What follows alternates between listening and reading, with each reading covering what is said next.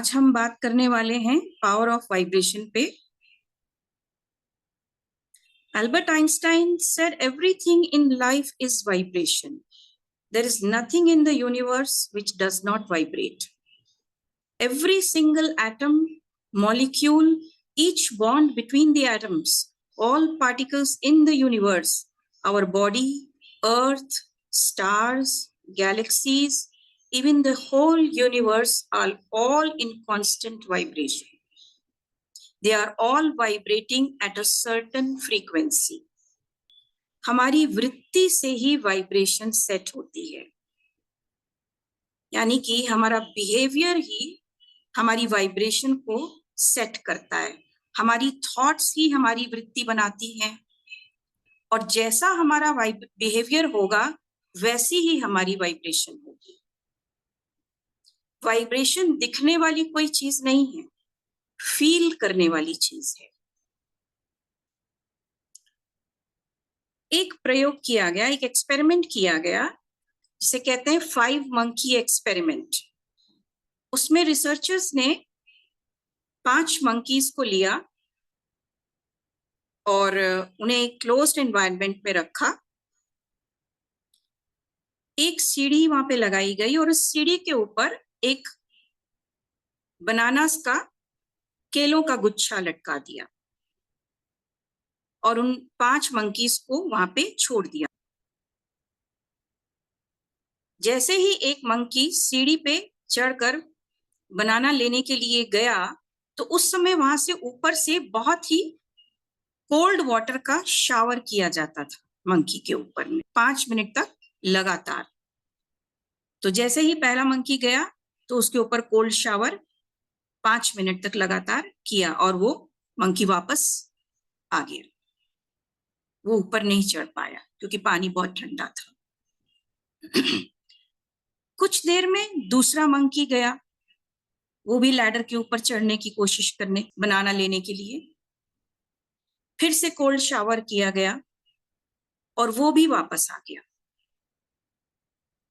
कुछ देर बाद में तीसरा मंकी जब जाने लगा तो पहले दोनों ने उसको खींच लिया।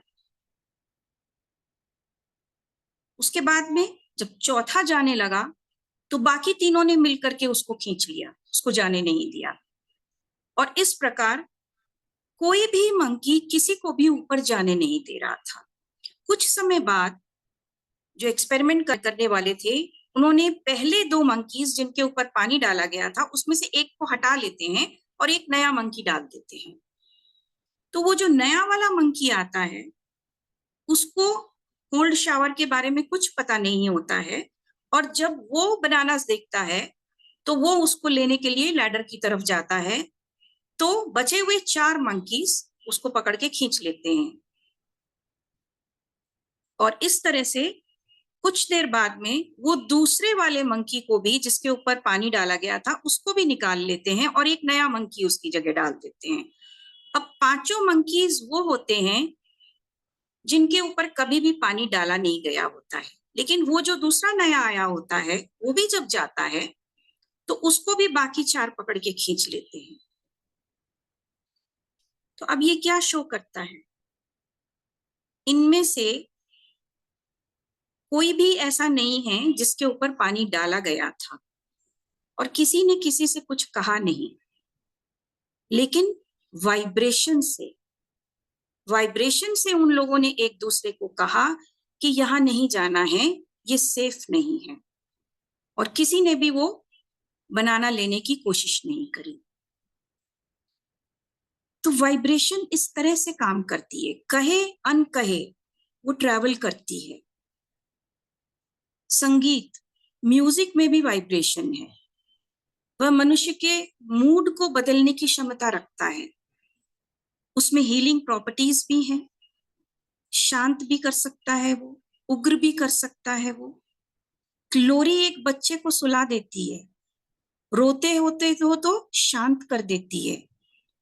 भारतवर्ष में कई ऐसे अनमोल रत्न हुए हैं जिसके किस्से कहानियां हम सब ने सुन रखे हैं। बैजू बावरा राग मालकौंस गाकर पत्थर पिघला दिया करते थे, ऐसी कहानियां हमने सुनी हैं।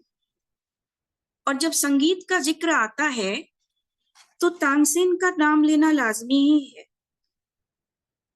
बचपन में शेर की दहाड़ से जो लोगों को डराने वाला बालक संगीत का सम्राट बन गया। संगीत के गगन को तानसेन ने असंख्य राग रागनियों से सजाया है। जंगल में पशु पक्षियों की आवाजें निकालने वाले बालक ने ऐसे संगीत की रचना करी जिसको सुनकर मानव ही नहीं प्रकृति को भी आंसू लाने पर मजबूर कर दिया था। कहते हैं संगीत सम्राट के द्वारा गाए गए राग दीपक से बुझे हुए दीपक भी जल उठते थे, जंगल में मोर भी नाचने लगते थे, राग बहार से फूल खिल सकते थे। और ऐसी दंत कथाएं तो हर पीढ़ी ने सुन रखी हैं। पुराने जमाने में जंगलों में कबीले वाले ड्रम्स बजाकर बारिश पैदा करते थे। तो ये सब क्या है? All these sounds are vibrating at different frequencies and bringing different results. तो अब आइए देखते हैं यह वाइब्रेशन की शक्ति हमारी डेली लाइफ में कैसे काम करती है। कई बार हम कुछ लोगों से मिलते हैं तो बहुत अच्छा लगता है हमको उनसे मिलकर, और इसी जगह कुछ लोगों से जब हम मिलते हैं तो हमें बिल्कुल अच्छा नहीं लगता है। तो इसका क्या कारण है? क्योंकि हम सभी एक डिफरेंट फ्रीक्वेंसी पे वाइब्रेट कर रहे हैं, तो हमारी फ्रीक्वेंसी मैच नहीं हो रही होती है। अगर हम किसी के घर कभी जाते हैं तो कभी कभी बहुत अच्छी फीलिंग आती है, बड़ा वेलकम फील होता है। लेकिन इसी जगह हम कभी कभी किसी के घर जाते हैं तो एकदम से ऐसा महसूस होता है कि बस जितना जल्दी हो सके यहां से निकलें। क्यों? पता नहीं। ऐसी वाइब्रेशन वहां से आई उन लोगों में से जो आपको डिस्कंफर्ट पैदा कर रही है। जब कभी आपके घर में कोई आ जाता है जिसको आप पसंद नहीं करते हैं लेकिन कह भी नहीं सकते हैं, तो जब वो आता है तो हमारे मन में आता है, ओहो ये कहां से आ गए। कोई मेहमान, ऐसा मेहमान अनवेलकम जो होता है, आ करके अगर आपके यहाँ ठहरने के लिए आ जाए तो आपके मन में कई सारे ख्याल आ जाते हैं। कब तक रुकेगा, पता नहीं कितने दिन रुकेगा, बहुत सारा काम बढ़ जाएगा, क्या बनाएंगे, क्या खिलाएंगे, मेरा रूटीन डिस्टर्ब हो जाएगा। तो हम जो उसको वाइब्रेशन दे रहे हैं उसमें साफ साफ होता है कि यू आर नॉट वेलकम। तो इसीलिए जब हम कहीं जाते हैं और अगर हमें फीलिंग अच्छी नहीं आ रही है उस व्यक्ति से मिलकर, तो हमें अच्छी वाइब्रेशन नहीं मिल रही है अगले से। तो किसी की वाइब्स हमें पॉजिटिव फील कराती हैं और किसी की वाइब्स हमें नेगेटिव फील कराती हैं। तो इसका अर्थ है कि वो कौन सी एनर्जी पे वाइब्रेट कर रहा है, कैसी फ्रीक्वेंसी वो एमिट कर रहा है, और ये हम कैसी एनर्जी किसी को देते हैं। तो ये हमारी एनर्जी काम करती है, और ये हमारी एनर्जी किसी के साथ अगर हम इंटरेक्शन करते हैं, ऐसे नेगेटिव लोगों के साथ में अगर इंटरेक्शन करते हैं तो वो हमारी एनर्जी को कम कर देता है। और रोजमर्रा की जिंदगी में कुछ काम हम ऐसे करते हैं जिससे हमारी फ्रीक्वेंसी या वाइब्रेशन एक स्टेप ऊपर चली जाती है, और कुछ से ऐसा होता है कि वो एक स्टेप नीचे चली जाती है और हम लो फ्रीक्वेंसी और वाइब्रेशन पर काम करने लगते हैं। और अगर हम अपनी फ्रीक्वेंसी को अप नहीं करेंगे तो धीरे धीरे करके हम ऑलवेज लो वाइब्रेशन पे काम करना शुरू कर देते हैं। और ऐसी जो फ्रीक्वेंसी होती है ये हमको कभी भी जीवन में सक्सेस नहीं दे सकती है। कोई भी हमारे पास अच्छी चीजें नहीं आ सकती हैं, अच्छे इवेंट्स, अच्छी अपॉर्चुनिटीज, ये हमें कभी भी नहीं मिल सकती है। ऐसे लोग जिनकी लो फ्रीक्वेंसी होती है, उसमें पॉजिटिविटी नहीं होती है और उनकी बिहेवियर भी इसी टाइप की होती है कि वो लोगों को पसंद नहीं करते, ज्यादा झगड़ा करते हैं, अच्छे लोगों की संगत नहीं रखना चाहते। और अगर आप कहें कि ऐसे लोग कहते हैं कि हाँ जी, हम तो बहुत अच्छी बुक्स भी पढ़ते हैं और अच्छे कपड़े भी अगर पहन लें, अच्छी क्रीम भी लगा लें, सब कुछ कर लें, लेकिन बात नहीं बनेगी।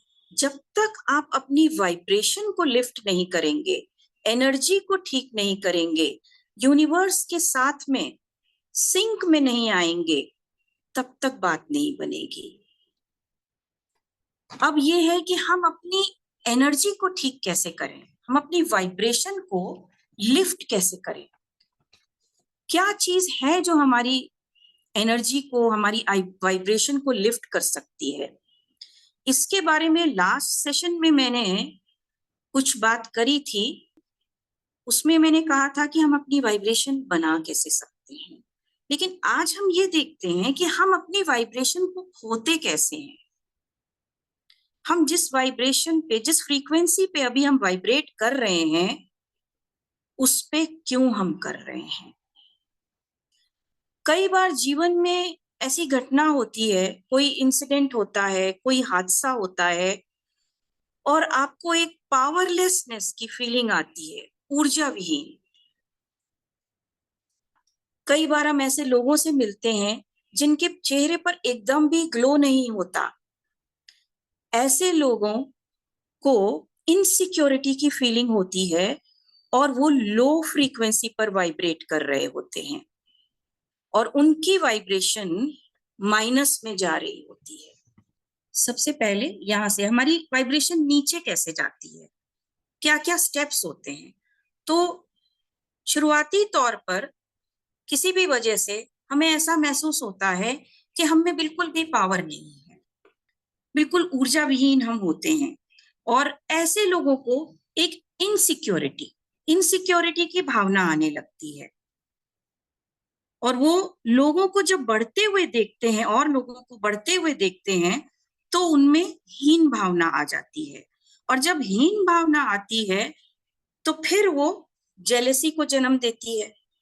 ये आपकी एनर्जी को और कम कर देता है, एक से एक स्टेप करके आपकी फ्रीक्वेंसी नीचे होती जा रही है और आप लो फ्रीक्वेंसी पर वाइब्रेट करने लगते हैं और लो फ्रीक्वेंसी की वाइब्रेशन को जन्म देती है, जैसे रिवेंज, रेज की भावना, एंगर, और ये सब आपकी एनर्जी को खा जाती है, चूस लेती है और फिर आप क्या करते हैं, लोगों को ब्लेम करते हैं, दोष देते हैं कि इसकी वजह से ऐसा हुआ, मेरे पिताजी की वजह से, मेरे भाई की वजह से, या मेरे व्यापार में लॉस हो गया, या बचपन में मेरे साथ ऐसा हुआ, मेरी टीचर ने ऐसा किया मेरे साथ में, या मेरे पार्टनर ने मेरे साथ में धोखा किया, मुझे नुकसान हो गया।